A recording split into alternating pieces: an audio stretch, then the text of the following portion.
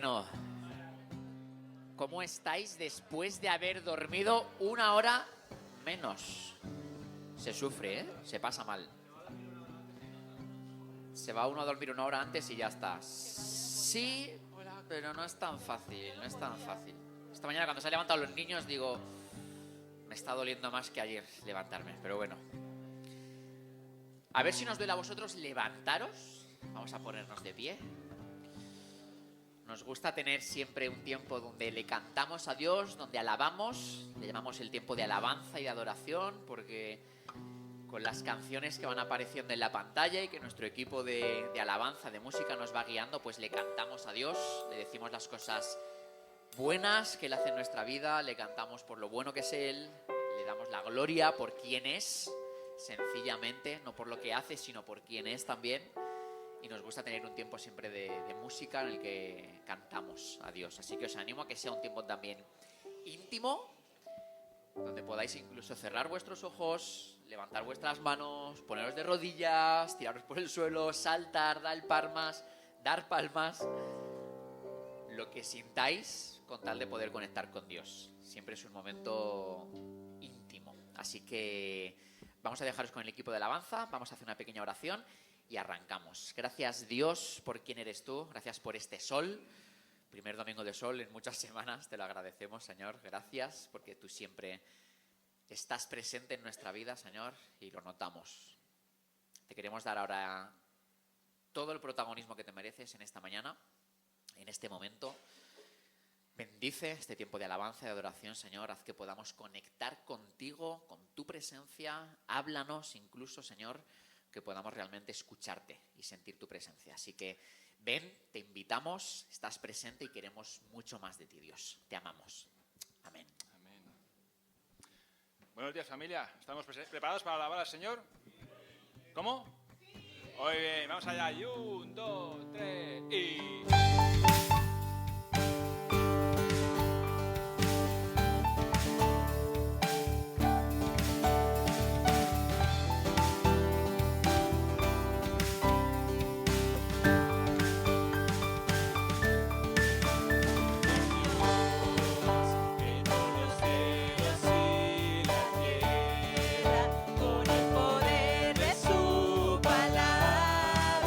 Y reina con autoridad.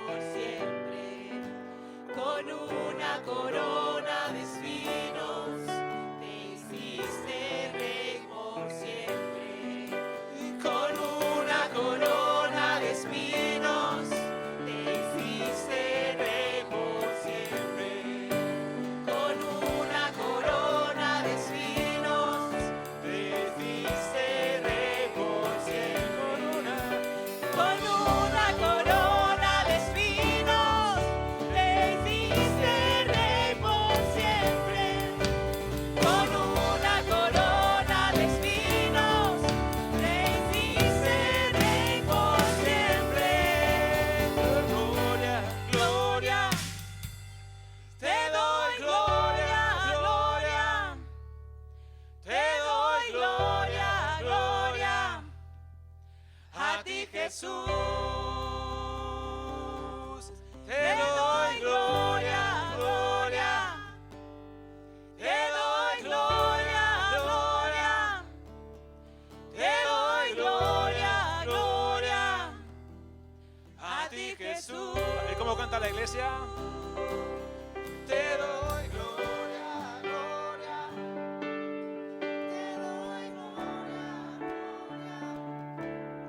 Te doy gloria, gloria. A ti, Jesús. Te doy gloria, gloria. Te doy gloria, gloria. Te doy gloria, gloria. A ti, Jesús.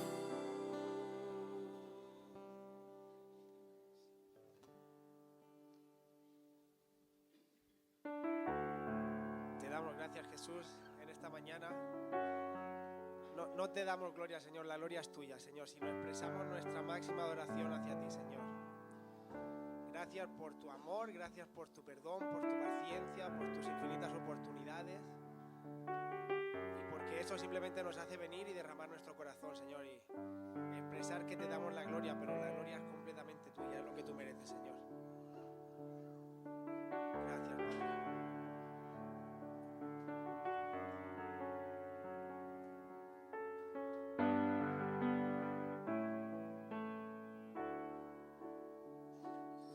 Me envuelves hoy con una canción, melodía de tu amor.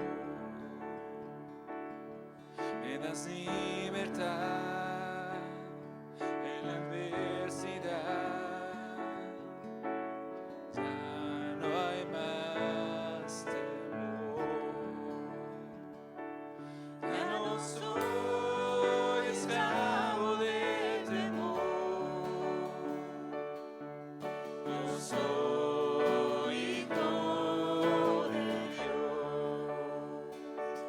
Ya no soy esclavo del temor,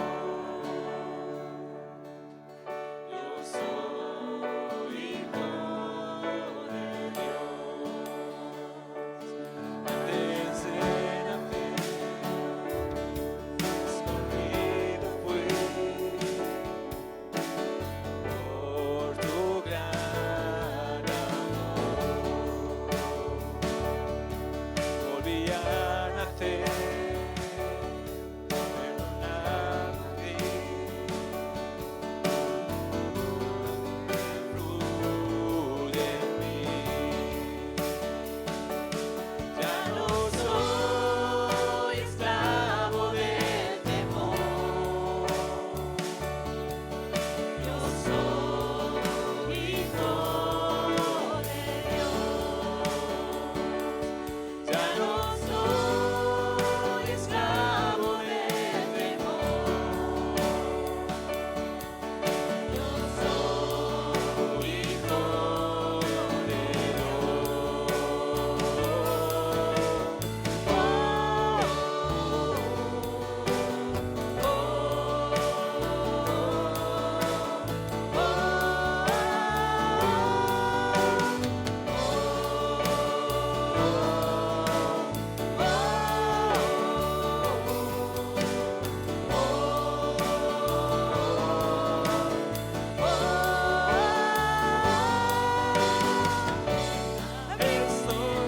para que yo camine, tu amor hago todo el temor.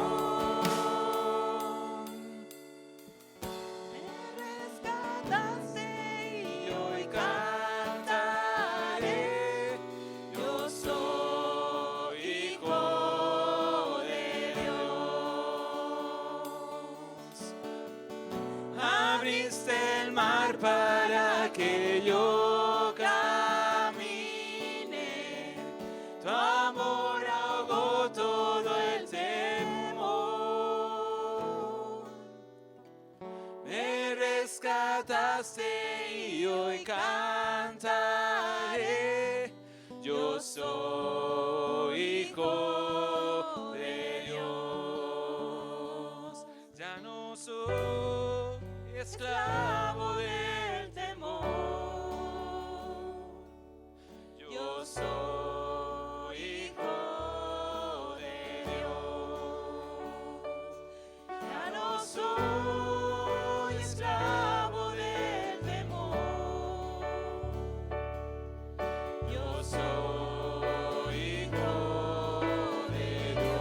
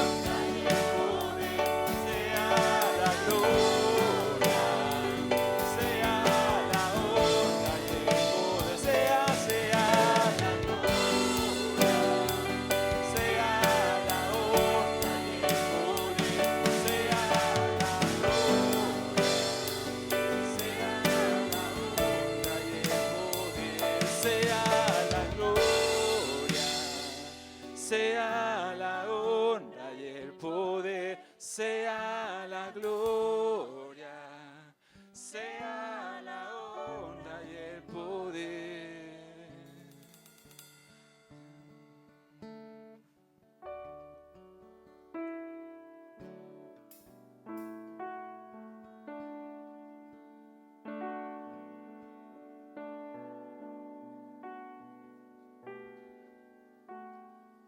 Podéis sentaros. Equipo de alabanza, si queréis bajar, podéis.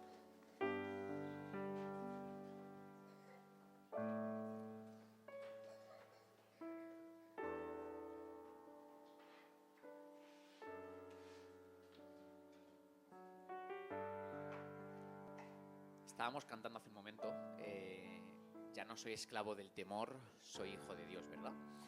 Y estaba pensando que una de las cosas que más utiliza Satanás para no ser libres y para meter temor en nuestra vida es el tema del dinero, de la economía. Es una de las armas más poderosas, esta y el sexo, la sexualidad, que más utiliza Satanás para destruir a las personas y para alejarnos de lo que Dios tiene para nosotros. Siempre, no falla.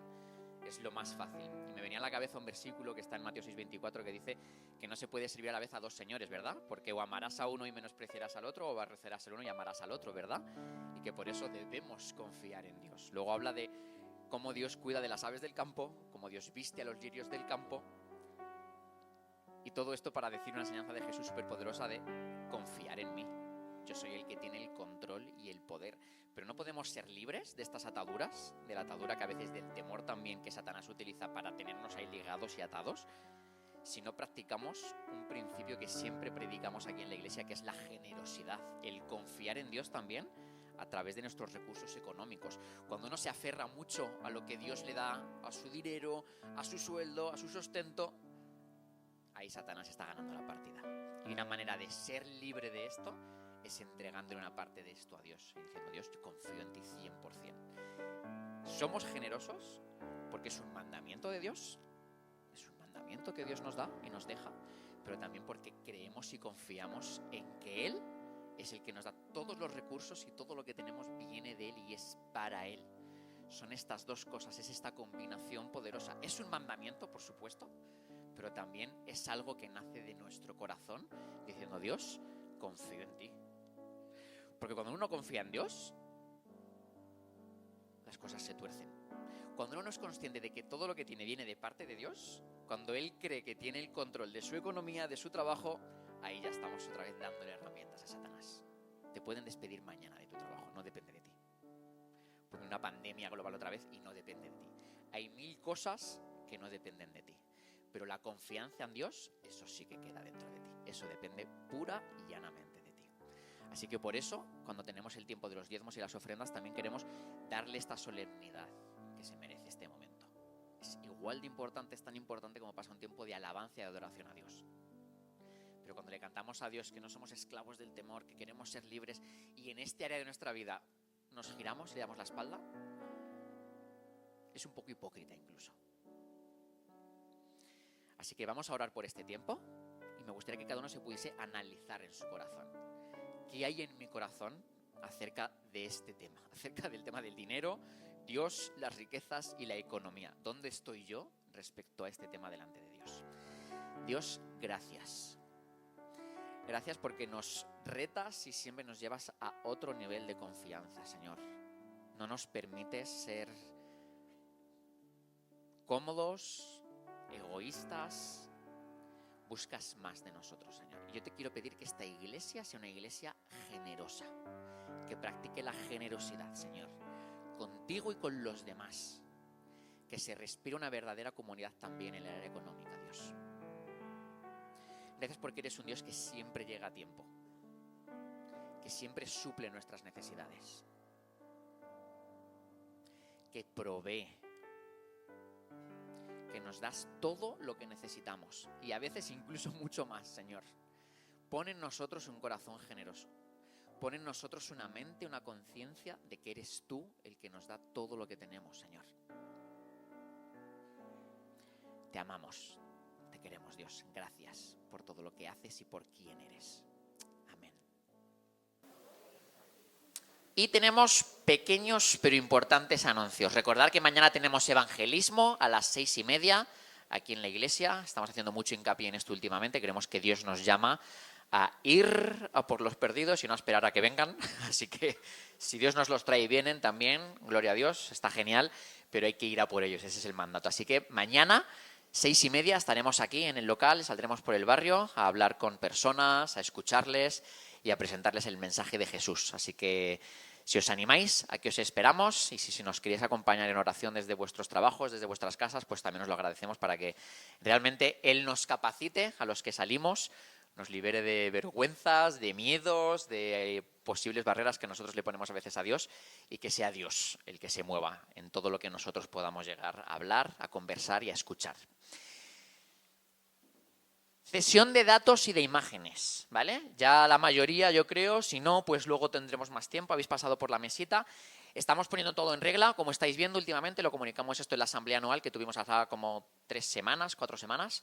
Y una de ellas era el tema de la cesión de datos y de imágenes. ¿Por qué es importante esto? Pues, por ejemplo, todos los mensajes que os mandamos por la lista de difusión, vuestros teléfonos que tenemos, los mails, etcétera, necesitamos vuestra autorización legal para poder utilizarlos. Esto es algo que se da por hecho, pero hay que firmarlo, hay que cumplimentarlo y debemos nosotros tener esta autorización vuestra. Así que en cuanto a datos esto es una, y en cuanto a imágenes lo mismo. Por ejemplo, aquí hay una imagen de alguien que viene a la iglesia y estamos utilizando para hacer anuncios y otras historias, Instagram, la página web, etcétera, para que podáis salir aquí y nosotros estar tranquilos de utilizar vuestras imágenes. Vosotros también os tenéis que dar vuestro permiso, tanto si sois vosotros como si tenéis a niños. Si queréis que los niños salgan o no salgan en las imágenes, pues lo mismo, nos concedéis el permiso o no nos lo concedéis, pero necesitamos saber exactamente a qué atenernos en cuanto a esto, ¿vale? Así que después seguimos, por favor, rellenando. Hay 4 hojas, hay la de adultos de imágenes y la de adultos de datos,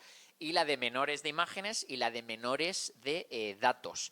Así que, por favor, si tenéis niños también, rellenad vosotros estos papeles, que no los rellenen los niños, porque si no va a ser curioso cuando menos, ¿vale?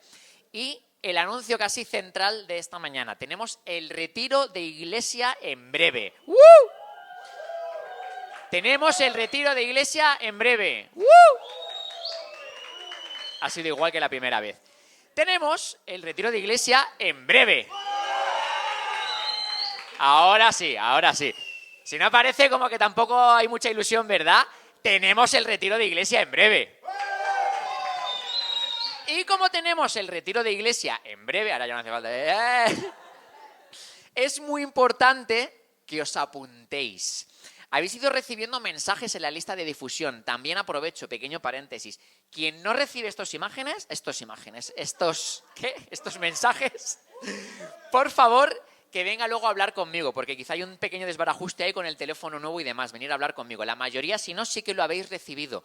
El mensaje con el enlace. Pincháis en ese enlace y hay un formulario en el cual os registráis. Si no habéis podido pagar todavía o durante la semana, porque esta es la última semana para apuntarse, no creéis que podáis hacer frente al pago, no pasa nada. Apuntaros igualmente. ¿Por qué? Necesitamos cerrar ya con el hotel las habitaciones y las plazas. Así que si te estás planteando venir al retiro de iglesia, a lo cual te animo fervientemente, es una de las fechas, de los momentos señalados en el año, hacemos comunión, comunidad, aprendemos mucho. Además vamos a tener un invitado muy especial que me hace mucha ilusión traer, que es Miguel Castillo, uno de mis mentores. Es una persona impresionante con un corazón por la plantación de iglesias. Trataremos el tema de la multiplicación en muchas de sus áreas. Os animo, por favor, a que vengáis, a que prioricéis esa fecha, a que prioricéis el 9, 10 y 11 de mayo. Estaremos en un hotel muy chulo también, aquí en Blanes, además queda cerquita, hay tren, tendremos transporte, y que podáis venir. Pero, por favor, inscribiros. Os metéis en el formulario y rellenáis todo. ¿Que no podéis pagar todavía? No pasa nada, ya lo haréis, ¿vale? Tenemos tiempo. Si podéis pagar, mejor, evidentemente. Pero si queréis venir y el tema económico está siendo un qué, luego venís a hablar conmigo, vemos cómo lo solucionamos, pero necesitamos que por favor os inscribáis. ¿Quién no se ha inscrito todavía al retiro? ¿Quién no? Culpables. Inscribiros, por favor, es muy importante, ¿vale? Necesitamos realmente cerrar las inscripciones y si no me equivoco, esta es la última semana con la que con el hotel ya tenemos que hacer la comunicación final de cuántas personas y cuántas plazas, cuántas habitaciones cerramos. ¿Sí? Vamos a dar paso a Joria, va a estar compartiendo con nosotros la palabra esta mañana. Sabéis que estamos en la serie de Hechos y Derechos, queremos ser cristianos hechos y derechos, como Dios manda, y estamos analizando también pues todo el libro de los Hechos de los Apóstoles. Además lo estamos analizando también en las clases bíblicas, que además Joria también está impartiendo, a la cual los animamos a venir. Sabéis que es cada 15 días, mañana toca evangelismo, pues el lunes que viene tendremos nuestra clase bíblica de Hechos, y hoy Joria va a compartir con nosotros algo potente de parte de Dios. Así que si me permites, oro por ti y todo tuyo. Sí, Señor, gracias por Joria. Gracias porque más allá de estudios teológicos, de IPSTE, de seminario, es una persona que te ama, que busca desde siempre profundizar en tu palabra, descubrirte más acerca de las Escrituras, Señor, y te pedimos que ese conocimiento, que ese amor que Él tiene por ti, por tu palabra, Señor, pueda ser hoy utilizado para que tú nos hables esta mañana, Señor. Úngele, capacítale y te pedimos que tú seas sus palabras. Amén. Amén. Ostras, ¿cómo se escucha esto? Hola, iglesia. Se escucha muy fuerte, insisto. ¿Está bien ahora? ¿Está bien? ¿Está bien? Hola, iglesia. Buenos días. Siempre igual, ¿eh? Es la misma broma cada semana. ¿Cómo estáis? ¿Estamos bien? Sí, ¿no? Un domingo muy guay. Es increíble porque estaba pensando, está ahí, y hace 2 años o 3 que nos reuníamos en casa de Alfredo y María Ángeles, la primera reunión, y ahora tenemos micros de estos. O sea, cómo ha cambiado todo, ¿eh? Todo gracias a Javi y a Mónica, seguramente. Pero bueno, eso es así. Pregunta, ¿cuántos de aquí sois del Barça? Lo siento mucho por esto, porque yo no sé vosotros, pero mi padre desde chiquitito me hizo del Barça y es de las peores cosas que me regaló. Y creo que tanto yo como vosotros, los que habéis levantado las manos, habéis tenido que amar en momentos complicados, ¿no? Creo que si conocéis un poco la trayectoria del Barça, hemos tenido que amar desde Deulofeu, desde Iñaki Peña, gente que no conocéis, ¿no? Pues ellos tampoco. O sea, hemos tenido que amar, ¿no? Yo creo que me considero una persona que enfrente de las adversidades intento amar. Si amo algo, doy todo. Creo que amo mis amistades, amo mi familia, amo mi pareja, amo todo lo que Dios me ha regalado. Intento dar todo por eso. El otro día estaba hablando con un amigo, muy buen amigo mío, y me decía, tío, yo cuando conozco a alguien, cuando voy por la calle y voy conociendo a alguien, lo amo. Y digo, ¿cómo que lo amas? A ver, que eso son palabras ya mayores. Me dice, sí, porque lo conozco, lo amo, quiero que conozca a Jesús y tengo ese amor dentro. Le dije, ¿tú estarías dispuesto a morir por esa persona? O sea, ¿tú te planteas morir por esa persona que acabas de conocer? Porque yo firmemente creo que el amor se demuestra cuando darías todo lo que tienes por eso o por esa persona. De la misma manera que Jesús lo hizo con cada uno de nosotros, ¿no? Y muchas veces yo me hago esta pregunta.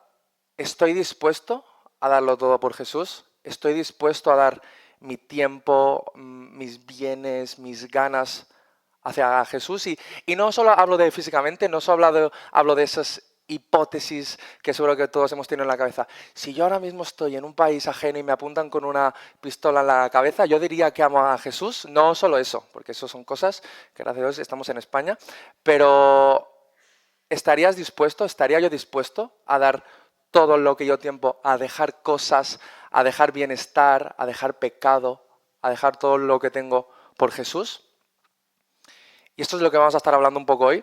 Estamos metidos en la serie de Hechos y Derechos y hoy vamos a estar hablando de cómo la Iglesia, la semana pasada creo que me compartió acerca de cómo la Iglesia se formó, cómo la Iglesia pasó a ser Iglesia.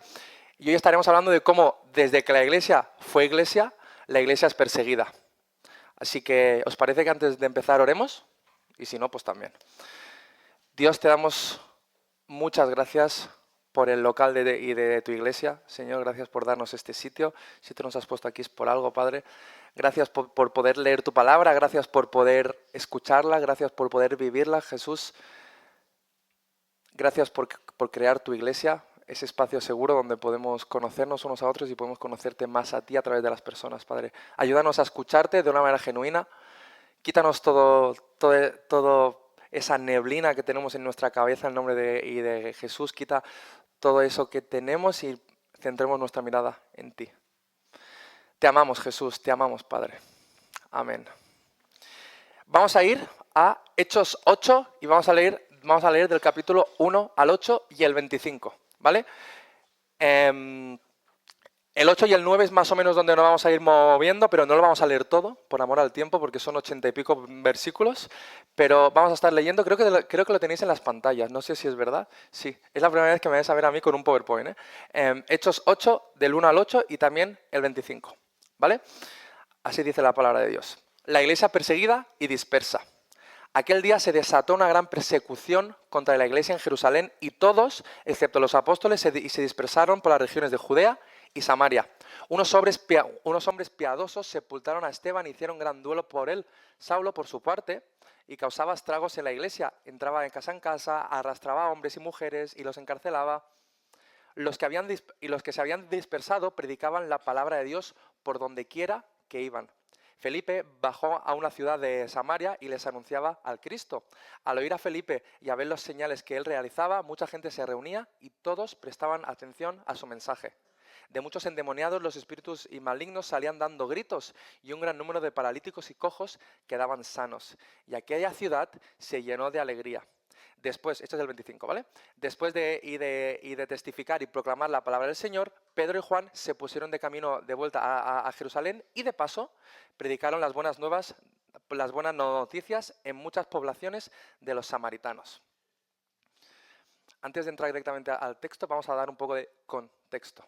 Estamos en el libro de Hechos. Llevamos 3 semanas hablando de esto. Estamos en el momento donde Jesús fue crucificado, resucitó de entre los muertos y ascendió al cielo con Dios delante de los discípulos. Y ahí es donde empieza el libro de Hechos. Jesús asciende, pero el Espíritu Santo desciende. Y lo que antes se entendía que las personas tenían al Espíritu Santo, ahora las personas están llenas del Espíritu Santo. Y aquí es donde la iglesia pues, se crea. La iglesia se crea, la iglesia crece y la iglesia se expande, ¿vale? Y la iglesia desde el primer momento, desde que el Espíritu Santo llenó a las personas, la iglesia se expande. Y vemos como Pedro es la cabeza de la iglesia, tal y como Jesús había profetizado. Y los milagros eran a la orden del día, ¿no? El Espíritu Santo no paraba de llenar a las personas y había momentos en los cuales el Evangelio no paraba de extenderse. Pero de la misma manera que el Evangelio se extendía, había también personas que perseguían a los creyentes, juzgaban a los creyentes y también los asesinaban. Porque si la iglesia se crea y la iglesia crece en un mundo judío. Crece en un mundo donde el cristianismo, donde seguir a Jesús no era algo normal, ¿no? Era algo loco. Entonces, si la iglesia se crea y la iglesia crece, la iglesia también es perseguida. Y los cristianos, los creyentes, desde ese primer momento fueron perseguidos y también fueron perseguidos para ser asesinados, porque lo que querían los judíos y los fariseos eran parar para que la iglesia se extendiera tanto. Entonces, y la iglesia empezó a ser perseguida, pero ¿y qué significa y que la iglesia sea perseguida? Porque, como hemos visto antes, el evangelio se extiende, los creyentes y los discípulos de Cristo extienden el evangelio, pero este evangelio no era para todos. En ese momento en el que la religión principal era el judaísmo, había fariseos y personas como Saulo, que si leemos un poquito más para adelante, en el capítulo 9, vemos como Saulo, uno de los grandes perseguidores de cristianos que los encarcelaba, que los asesinaba, pasó a ser Pablo, porque se mostró cara a cara con Jesús, ¿no? Que esto ya es para otras 50 prédicas, pero vemos como el evangelio no era para todo el mundo. El evangelio no era del agrado para todo el mundo. Era para todo el mundo, se le ofrecía a todo el mundo, pero no era del agrado de todo el mundo. Y cuando hablo de persecución, creo que en un lugar como España se nos queda un poco corto, ¿no? Si entendemos este término de persecución, a lo mejor yo como creyente he sido juzgado, he podido ser humillado a causa de mi fe, pero y sin irnos muchos años para atrás, vamos a China, o vamos a Corea del Norte, o vamos a países donde la religión cristiana es perseguida, vemos como los cristianos son perseguidos, vemos como los cristianos son asesinados y aunque se nos quede un poco lejos, la iglesia... Uy, hola. ¿Sí? Y no me hagas el dedo porque no me escucho. Ah, ¿con micro? Cojo el micro. ¿Sigo? Nah, el Jonah está rojo. Sí, yo creo que ya está. Sí, ya está. Gracias, Jonathan. Aunque la persecución se nos quede un poco lejos, hay que entender que desde que la iglesia se formó, la iglesia es perseguida. Y el título de la predicación de hoy y lo que hemos estado hablando durante todos estos días es que la persecución de la iglesia conduce a la expansión. Y este es el punto principal que quiero tratar hoy. Cuando la iglesia es perseguida, la iglesia es esparcida. Y cuando la iglesia es esparcida, el evangelio también es esparcido. Porque la iglesia no es este local, aunque llamemos que esto es Friends Iglesia, aunque vengamos a la iglesia, aunque cuando hablemos con gente y decimos, hoy voy a ir a la iglesia. Y la iglesia pasas a ser tú y yo. Cuando los discípulos y los primeros creyentes se dispersaron, fueran donde fueran, el evangelio iba, porque ellos eran el templo de Dios. En el Antiguo Testamento vemos como el templo de Dios estaba justo en medio de la ciudad, justo en medio y de donde estaba el pueblo de Dios. Es más, cuando el pueblo de Dios se fue moviendo, tenían el tabernáculo, que era el tabernáculo y el templo de Dios, era el lugar donde la presencia de Dios estaba. Pero en el momento que Jesús muere, en el momento que Jesús asciende y resucita entre los muertos y nos regala el Espíritu Santo, ese momento tú pasas a ser el templo de Dios. Y vayas donde vayas y la presencia de Dios va. Y creo que entendamos esto. Vayas y donde tú vayas, la presencia de Dios va a ir. La iglesia va y va contigo. Y la iglesia es perseguida y la iglesia huye y cuando se esparce, como vemos en el versículo 4, la presencia de Dios llega mucho más lejos.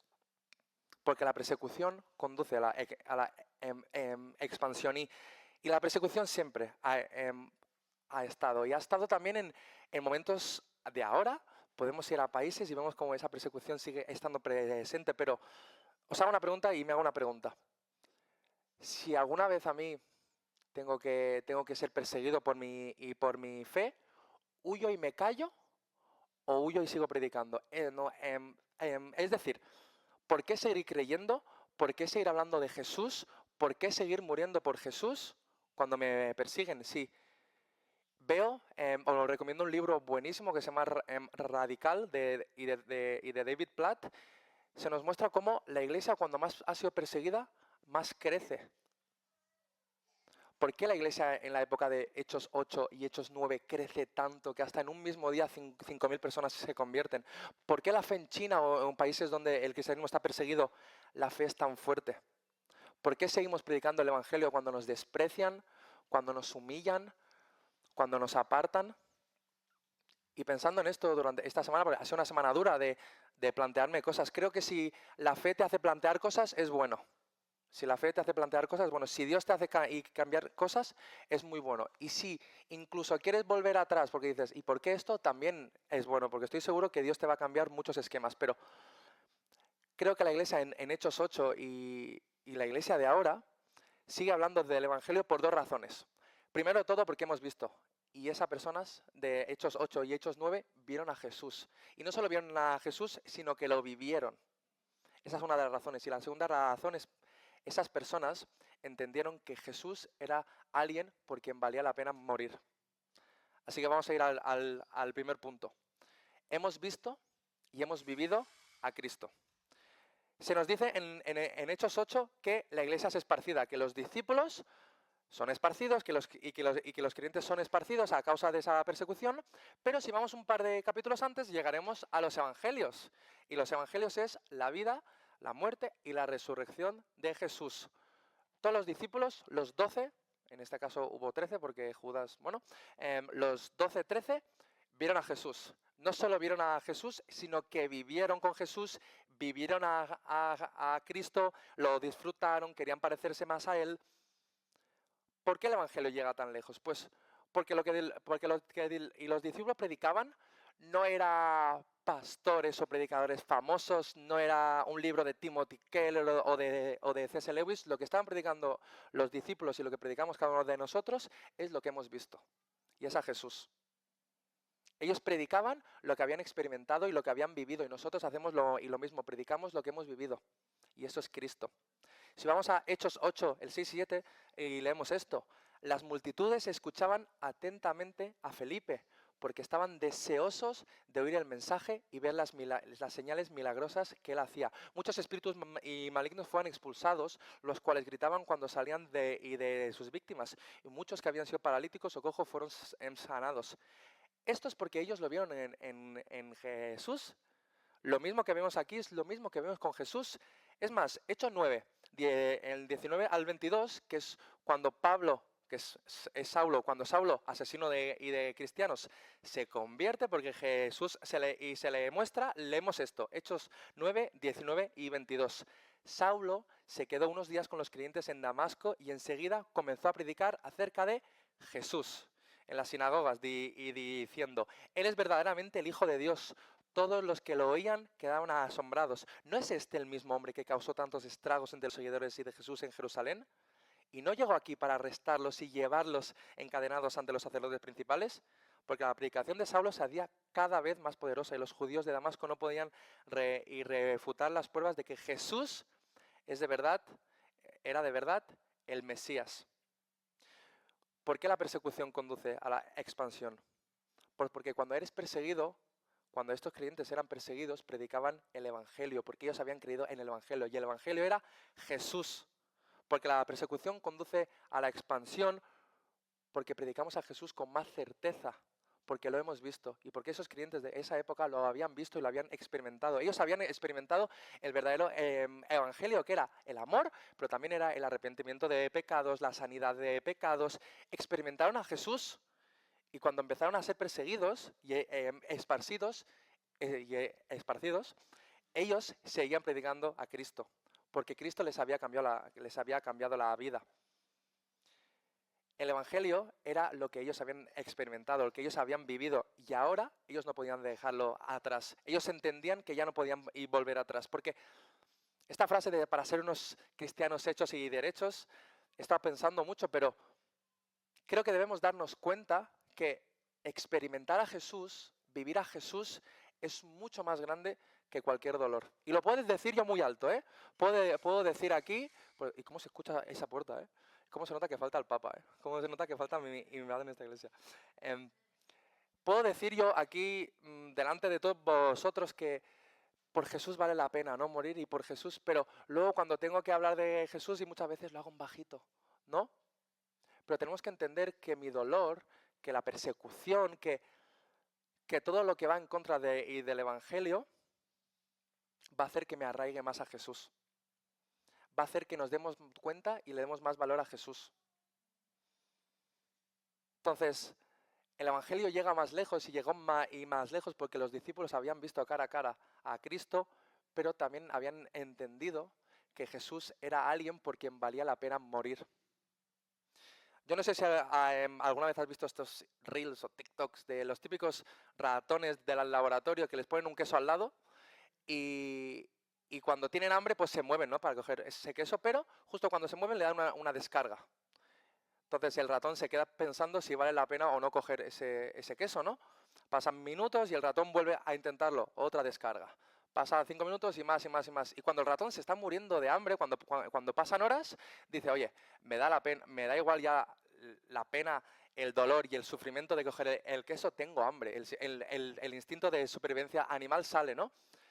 Porque para el ratón el valor de ese quesito es mucho más importante que el dolor que puede estar sufriendo, ¿no? Y vamos a volver a leer los 5 primeros versículos del capítulo 8. No sé si lo podemos poner ahí, Igari. Muchísimas gracias. Hechos 8, del 1 al 5, ¿vale? Aquel día se desató una gran persecución contra la iglesia en Jerusalén, y todos, excepto los apóstoles, se dispersaron por las regiones de Judea y Samaria. Unos hombres piadosos sepultaron a Esteban y hicieron gran duelo por él. Saulo, por su parte, causaba estragos en la iglesia, entraba de casa en casa, arrastraba a hombres y mujeres y los encarcelaban. Y versículo 4, los que se habían dispersado predicaban la palabra por donde quiera que iban. Felipe bajó a una ciudad de Samaria y les anunciaba a Cristo. Si os dais cuenta, cuando en la Biblia se repite algo, es porque le da mucha importancia a eso, ¿vale? La iglesia empezó a ser perseguida y los creyentes se dispersaron. Y no dice que cuando los creyentes se dispersaron, callaron. Al revés. Y la palabra dice que aun cuando habían sido dispersados, seguían anunciando a Cristo, pero con más ansia. ¿Y sabéis por qué? Porque ellos habían experimentado a Jesús y porque hubo un momento que se dieron cuenta que esa persecución no valía de nada si Jesús estaba y delante. Y está pensando mucho en esta frase de vale la pena, porque y muchas veces lo ponemos en un contexto no muy bueno, ¿no? Vale la pena esto y vale la pena esto, pero cuando digo que por Jesús vale la pena morir, digo que vale la pena las consecuencias, vale la pena el dolor, vale la pena todo lo que podemos sufrir si tenemos a Jesús delante. Y os hago una pregunta, ¿creéis que por Jesús vale la pena dejarlo todo? Amén, gracias, Irra. ¿Creéis que por Jesús vale la pena el dolor? ¿Creéis que por Jesús vale la pena? ¿Creéis que los discípulos de ese momento se estaban planteando, oye, ¿valdrá la pena todo esto? Pues yo creo que sí. Y me he estado pensando durante mucho tiempo por qué vale la pena todo esto. Pues vale la pena dejarlo todo por Jesús, porque Jesús pensaba que valía la pena dar la vida por ti. Jesús en la cruz y nos miró a cada uno de los que estamos aquí y dijo, cada una de las gotas de mi sangre vale la pena para ti. Cada una de las gotas que estoy derramando en esta cruz vale la pena para restaurarte para restaurarte de la muerte y de la sanidad por todos los pecados que haces. Cada una de las gotas de sangre que estoy derramando en esta cruz vale la pena para que tú restaures tu relación con Dios Padre otra vez. Entonces nosotros y los discípulos y nosotros debemos pensar, ¿vale la pena morir por Jesús con todo lo que Él ha hecho por mí? Y no solo vale la pena por lo que Jesús ha hecho por mí, sino también por quién es. Y yo te aseguro que la persecución conduce a la expansión, que el Evangelio va a llegar mucho más lejos cuando entendemos que vale la pena dejarlo todo, mis miedos y mis inseguridades, mi vergüenza, mi dolor, todo por Jesús. Y os aseguro que el Espíritu Santo va a estar dando saltos de alegría cuando estamos dispuestos a dejarlo todo por Jesús. Porque los creyentes de la primera iglesia se expandieron y la iglesia hablando de las maravillas de Dios. Pero ellos entendían que ya nada tenía sentido si el único sentido de esta vida no era Jesús. Una persona dispuesta a darlo todo por Jesús, tiempo, bienes, ganas, pecado, bienestar, es una persona que lo daría todo para que la otra persona también conociera a Cristo. En el capítulo 7, que es un capítulo justo antes y del que hemos leído, vemos como Esteban, uno de los creyentes que había conocido al Señor en estos 7 primeros capítulos, esta persona dio su vida por proclamar el Evangelio. A Esteban lo apedrearon y Esteban no paraba de clamar y de proclamar las maravillas de Dios. Y una persona así no quiere guardarse el Evangelio para él solo. Él quiere compartir este Evangelio para todo el mundo. Entonces, ¿estamos dispuestos? ¿Estamos dispuestos a dejarlo todo para que otra persona conozca a Jesús? Y no solo eso, ¿estamos dispuestos a darlo todo por Jesús? Yo me hago 2 preguntas viendo estos 2 puntos, si os acordáis. Como hemos dicho en el primer punto, los creyentes de esa época y nosotros hemos experimentado y hemos vivido a Cristo, ¿no? Hemos podido tener una relación personal y si no la has tenido, hoy es el día, no es casualidad que estés aquí, pero cuando ves a Jesús, cuando te das cuenta, cuando experimentas y vives a Cristo, pasas al segundo punto y te das cuenta que vale la pena darlo todo por Jesús. Entonces yo te hago una pregunta.